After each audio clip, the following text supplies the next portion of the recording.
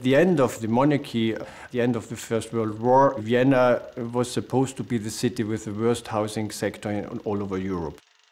In fact, the first housing program immediately after the war was more like a bottom-up development. So it was people, squatters, who occupied open spaces in the city and in the outskirts of the city and just started to build.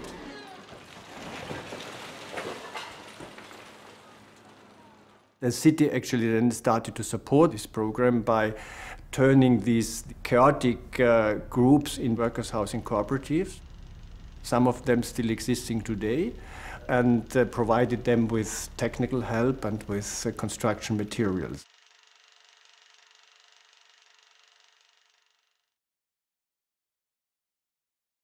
The city also decided that most of the big developments would not be built in the form of garden cities, but in the form of so-called superblocks, huge developments, some of them quite well known, like the Karl Marx Hof or George Washington Hof or many others.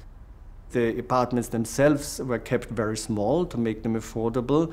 All these new developments included a lot of communal services like public laundries, kindergartens, libraries, health institutions, and so on. Under the slogan, great architects for small houses, some of the best known architects, Adolf Loos, for example, or Josef Frank, participated in this housing program. So that was part of the support given to these new cooperatives. Vienna, which now is not only a city but also a Bundesland, established its own taxation program, and so it could introduce so-called luxury taxes, and all this actually went into these reforms, and went into the health reform, into school reform, but first of all into the housing. This was interrupted in 1934 and then taken up again after the Second World War.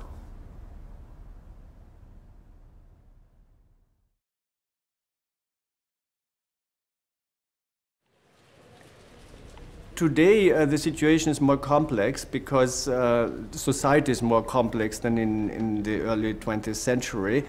So basically, we have two different systems. So one is the so-called Gemeindebauten, which is social housing owned by the city. These council housing estates, they are not being privatized. They are kept in the ownership of the city and they are still used as social housing, but no new ones are built within this sector. On the other hand, the cooperative sector, or as we say, the non-profit sector, has been strengthened, working together with non-profit developers, which means that roughly half of the population are living in public housing, which is, I think, is quite unique in Europe today. And within this subsidized sector, we experiment a lot. So we try to introduce new standards, for example, concerning ecology or energy consumption, but also some other experiments. So, for example, we built the so-called car-free city, bike city, or we built special programs which are called integration programs, where we try to integrate immigrants in Vienna more closely into these new housing estates.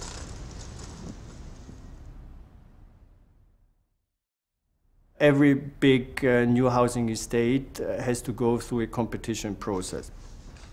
Actually, a team consisting of a non-profit developer, an architect, a landscape architect, and other experts, economists, and so on, who have to present a complete product to the city.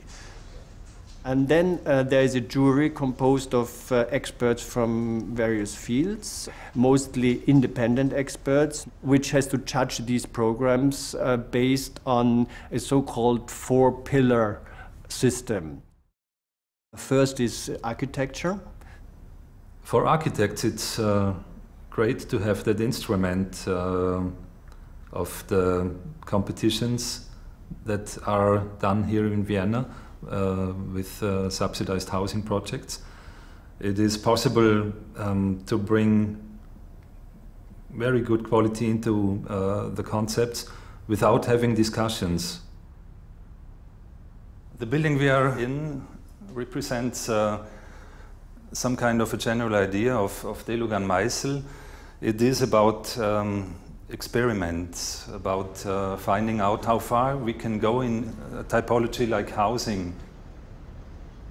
In this case here, we tried to make a complex three-dimensional sculpture, so to say. We tried to make the facade rather calm, and it doesn't show the complexity of the inside. Wherever you cut through the house, you can find different situations, how the apartments are stacked into each other. And each of them has got its own individualism, like people are. Although the building is a very individualistic one, we still tried to give flexibility to the spaces themselves.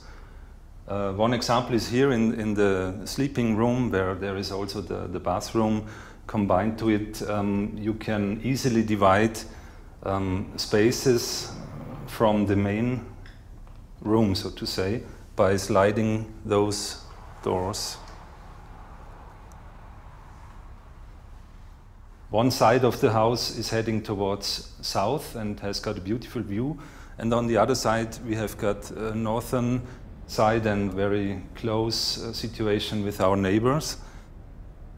We tried to expand the room height on the southern side to bring a lot of daylight into the depth of the building. Here we have got a room height of 3 meters and 40, and on the other side, on the northern side, the room height is 2 meters and 40. I choose to live here on my own. So the architect who lives in his own building, sometimes people laugh about it, but I think it's not only a good test for what you're doing, but it's also just a good place to live here. We wanted to have a house which is lively and to bring a lot of sun into the house, because the house is in a very gray district. The houses around this building, next neighbor houses, they show you the back side of the house here in the courtyard. But that is the west facade where the sun comes in the afternoon. So this is the main facade in the courtyard part, and the other facade on the street side is just the same. We did no difference, but we had to do smaller balconies. The balconies on the street facade were forbidden, and it's just a very smart solution. We said, okay, there is no balcony, it's just a decoration element.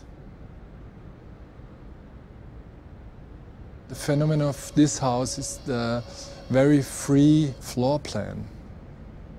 You have just for a 100 square meter apartment, just 2 columns of concrete in the middle of the apartment, that's all.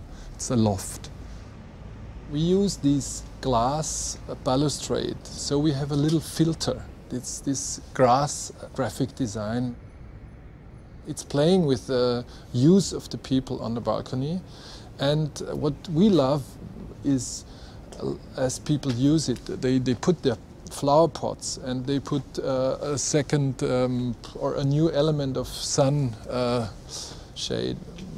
We think it's okay, and architecture must be strong enough to accept this.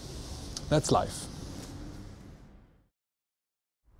The second one is ecology, which includes the quality of construction materials, green areas, and also the energy standards of these buildings. The topic is the small flats. Inside are small flats, about under 60 square meters. These flats have a special kind of financing in the Viennese system of social housing. The doors are bigger, and there are sliding doors inside to bring beds in and out with ill people also. And along with these small flats, with a nice loggia in front of it, an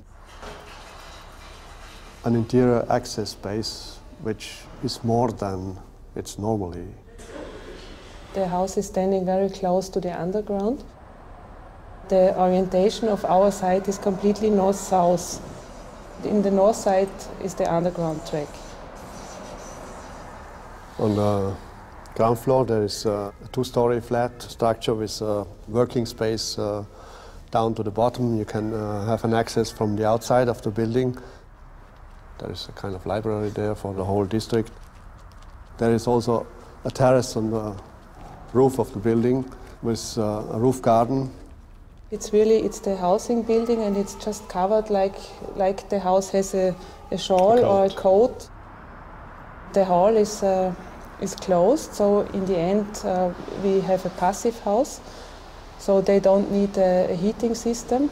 In fact, there is a heating system because in Vienna the people are not used to have no heating system in the house, and so it's from the technology, it's very high. It's really a very high standard.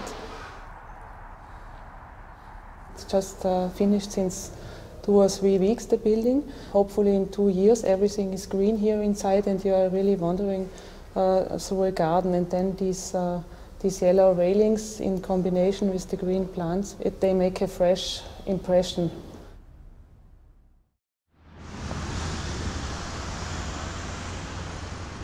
From the beginning, we thought people should have the possibility to do a maximum of plants. So we gave them, for the opening of the building, some flower pots, some fixing elements to fix the flower pots at the balcony balustrade. And so we create, from the beginning, such an impression. That's for us very important. As it is a passive house with a very, very thick insulation, we wanted to give the building a look which is not so dense, like with a thick winter coat, but with the balconies around, it should have something of not so heavy, a light structure. We use the groundwater, because it's very close to the Danube, for saving energy in a system. You have in wintertime, there's the warm water in the floor heating, and in summertime you have the cool water. So this is the lowest energy cooling for residential building. The third one is economy, where we look at the construction costs, but we also look at the future maintenance costs and the rent levels for the tenants. And the fourth one, which was only introduced 3 years ago, is called social sustainability, where we look into the ways how housing estates can support communication between the residents, how they will contribute to housing people with special needs, different types of households, integration of immigrants, and all these things. There are thousands of people who will move in and you don't know them, and you want to offer them something special. So we offer the special room, the special space, and hope to find somebody to fit in, and that happens. You have to know Orasteg is situated a little bit outside of Vienna, so it is more or less a little bit on the countryside. This building complex should have some aspects of single-family housing, so of detached housing. You can see here there are many entrances to the house, and it's because the street should always lead to every apartment. It's more or less a bit like a village with a village square where people can sort of congregate and meet. There's a fairly open plan in which people can communicate from balcony to balcony or from floor to floor. And we always want to be the corridor also a space where you probably can meet a neighbor and have a little talk and so on. So not just shortest way to get to the apartment. And you also have your own somehow inner balcony in front of an apartment and something like that. From the beginning, the concept had been to make some very communal idea. And that works until now, so they have a very good organized community there. This is the big meeting room, and this is another small meeting room, another small meeting room. There's the laundry, more community rooms than usual. They are used as meeting rooms, as children playing rooms, as party rooms. And so they also take care about the stuff, and it really, really works. Nám se tady často stává, že někdo zaklepe a přinese něco dobrýho k jídlu a funguje tady, já myslím, že ten základ je opravdu ten koncept společného bydlení, ale že to přesáhlo to společné bydlení i tu organizovanou část. Funguje to i v oblastech, na které člověk na začátku ani nemyslel. Není problém někoho o něco poprosit, prostě tady je zázemí lidský a to možná vzniklo na základě toho, že ten koncept od začátku takový byl.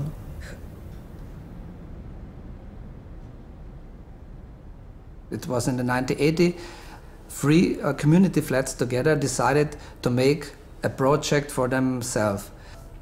So there were about 15 to 20 people, then they were searching for a site, and when they found a site which was the coffin factory, the old one, then they were growing up to 220 persons, which are now living in the whole part 1 and part 2 of the Sargfabrik.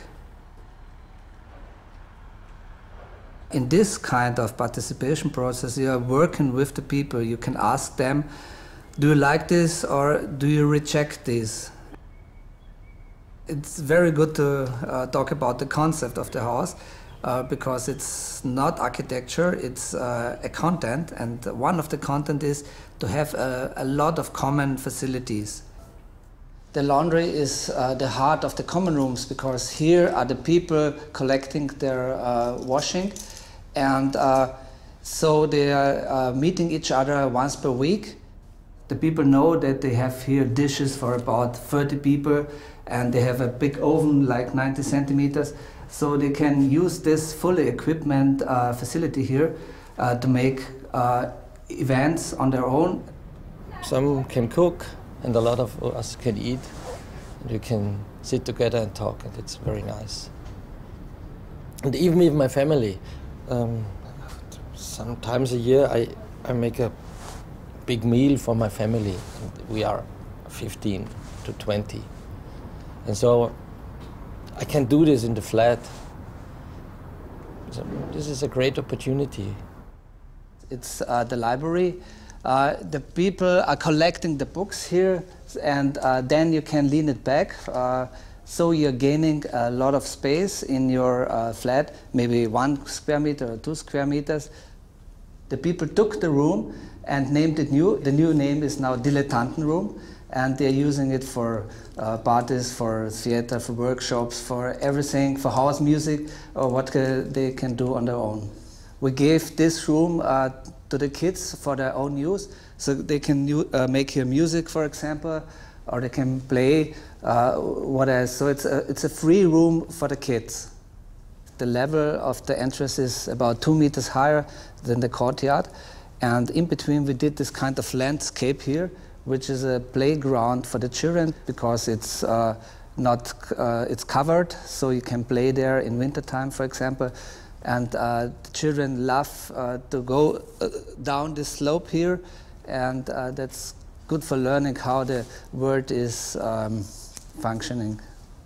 The interesting point is that 1/3 of the flat is sloping, so it's going down 20%, that's a lot, and usually you're not able to build something like that. It was interesting that the flats with these sloping areas were the first flats which were rented out. You have the sloping floors, you have these cutted walls. If you cannot go on an even area, you always have to think about the steps. And the first 2 weeks, when the people moved in, they told us they were dreaming about the flats and how to use it. So you can see it has quite an impact, this kind of landscape, on the way they are living. Only if a project is good enough in all 4 of these criteria, it will get an okay, which means that the city will sell this plot of land to this non-profit housing developer, and the city will give the subsidies for the construction. In fact, Vienna within Austria is an exception because we also allow private developers to participate.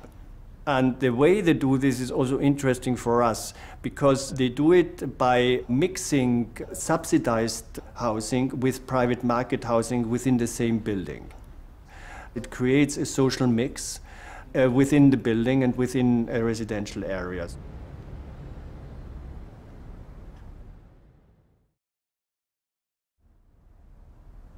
Besides this new housing construction program, we also have housing rehabilitation program, which is subsidized, both in the private rental sector and in the public rental sector. So private rental sector, as long as it is a low standard building, can also receive these subsidies, but under the condition that the rents are not raised, or the rents are only raised to cover the extra costs, which is controlled by the city, and also under the condition that the tenants have the right to remain in their apartments.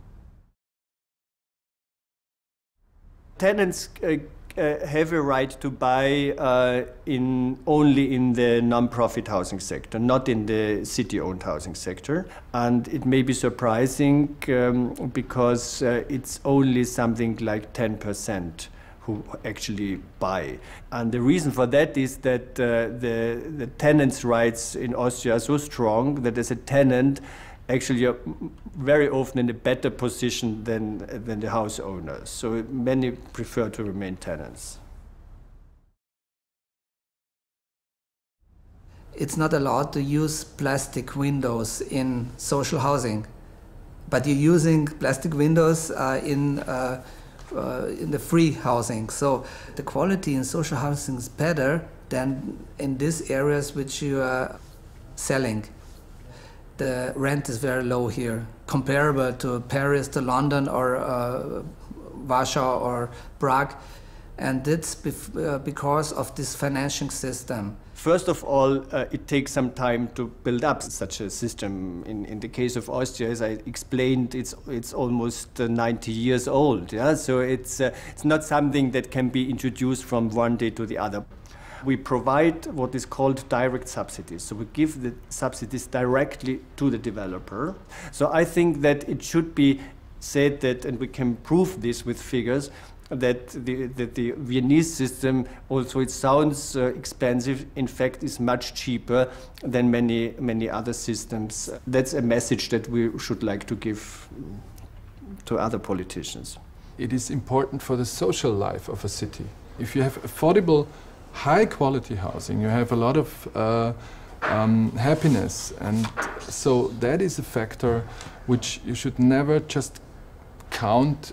Even every euro you invest in housing, you save for later on for police and something else, because it's a better climate in the whole district.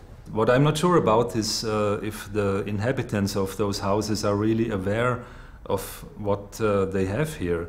But whenever we are visited by visitors from foreign countries, they are really enthusiastic about the quality of those housing projects. And I think that's really a result of a very good political decision to make it as a main statement of politics to bring quality into housing.